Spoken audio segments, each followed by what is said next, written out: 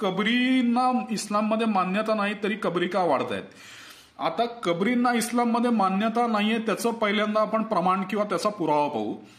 हजरत मुहम्मद पैगंबरांनी असं म्हटलेलं आहे की मेलेल्या माणसांच्या कबरींची उपासना स्थाने करू नयेत. आता याचा रेफरन्स काय आहे तर हदीस आहेत ज्या अधिकृत आणि सह्य मुसलमानांच्या दृष्टीने त्या आहेत. सह्य मुस्लिम 532, सह्य बुखारी 427, सह्य बुखारी 1330 आणि सह्य बुखारी 529.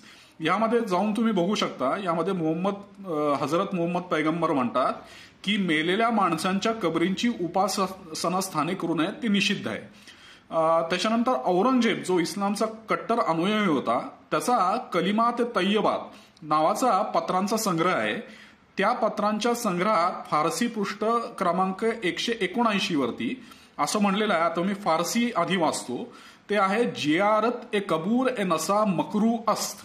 याचा मराठी अर्थ असा आहे की मेलेल्या माणसाच्या कबरींवर दर्शनासाठी जाणे निषिद्ध आहे. आता हे मूळ इस्लाममध्ये अशा मेलेल्या माणसांच्या ज्या कबरीवर त्याच्यावर उपासना स्थानं करतात त्याच्या दर्शनाला जाणे किंवा त्याची उपासना करणे हे निषिद्ध आहे हे स्पष्ट सांगितलेलं आहे. तरीही लोक का जातात तर कदाचित असं असेल की त्या निमित्ताने दुसऱ्या लोकांच्या जागा बळकावता येतात आणि धर्मप्रसार करता येतो असं मला वाटतं. त्यामुळे जात असतील. किंवा वेगवेगळ्या जे पंथ आहेत इस्लाममधले ते पंथ मूळ इस्लामच्या विचारापासून बाजूला गेले त्यामुळे हे असं सगळं सुरू झालं.